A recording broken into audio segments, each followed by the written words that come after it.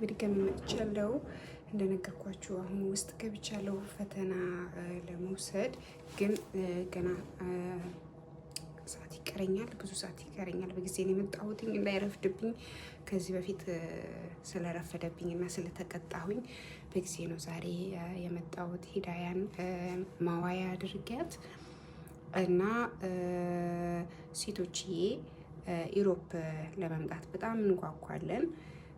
ግን ደግሞ ከምንመጣበት ሰው ጋር ምን አይነት ሪሌሽንሺፕ እንዳለን አውቀን ከመጣን በኋላ እዚህ ማድረግ ያለብን ምን ነገር ወደ ኋላ ባንል፣ የሆነ ነገር በመሀላችን ቢፈጠር ስቲል እኛ ኤቪደንስ ይኖረናል ለመኖር እዚህ ሀገር ህይወታችንን ለመቀጠል እንጂ አንድ ሰው እዚህ አምጥቶን 5 ዓመት 4 ዓመት ተጠቅሞብን ወደ ሀገርሽ ሂጂ ማለት በጣም የስነ ልቦናም ብዙ ነገር ስለሚያስከትልብን እባካችሁ ስማርት እንሁን።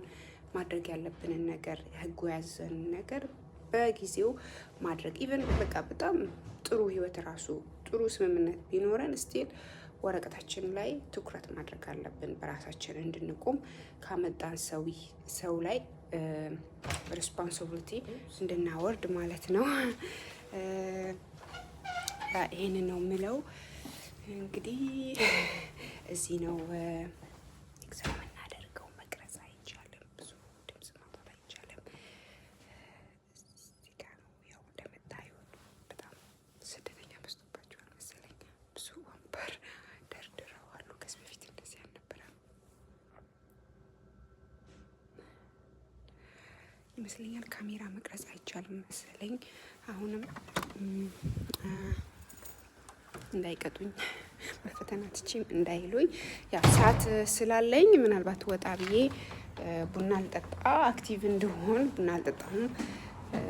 የጓደኛዬን ስቶሪ ስሰማ በጣም ደንግጬ ነው የረሳሁትን ኤግዛም ለመፈተን እንትን ያልኩትኝ የተነሳሳሁት። እሷም እንትን አለችኝ። ግን ያ እነሱ ዲፖርት እናደርግሻለን ስላሏት እሷ ቁጭ አላለችም፣ ወደ ሌላ ሀገር ሙቭ አደረገች። አይ ሆፕ ይቅናት።